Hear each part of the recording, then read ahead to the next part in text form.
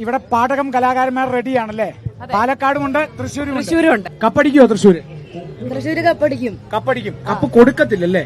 ഇവിടെ ആ കപ്പ് അനക്കാൻ സമ്മതിക്കത്തില്ല. അപ്പം പറയുന്നു പാലക്കാടന്ന് എടുക്കും. അതൊക്കെ ഒരു പോയിന്റ് വ്യത്യാസം കഴിഞ്ഞല്ലോ. ഒന്ന് ഇക്കൊല്ലം തൃശ്ശൂര് ഒരു പോയിന്റ് വ്യത്യാസത്തിൽ വരും. വശങ്ങളൊക്കെ അറിയാം. ഓ, പാലക്കാട് കപ്പടിക്കുന്നു.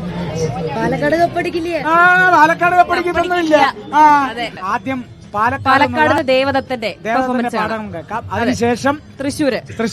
മാർഗവിരോധമായി വന്നിരിക്കുന്ന ആ മൈനാകം പർവ്വതത്തെ തന്റെ മാറുകൊണ്ട് തട്ടി നീക്കി ഈ ശ്രീ ഹനുമാൻ. അതിനുശേഷമോ ആഗ്രഹിണിയായിരിക്കുന്ന സിംഹികയെ അനുഗ്രഹിച്ച് സന്ധ്യാസമയത്തിങ്കൽ ലങ്ക രാജധാനിയെ പ്രാപിച്ചു.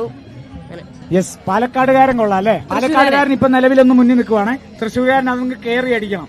പ്രത്യുദ്ധാസ്യതി യോസ്യ ദാസ്യതി സ മേ ദണ്ഡ്യ സുവർണം മിതം ഭാരദ്വാദശകേന ശാസന നിരാകർത്ത ജഗത്യാമിതി.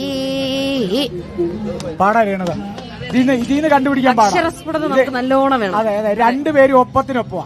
രണ്ട് പാഠകം കലാകാരന്മാരും തകർത്ത്.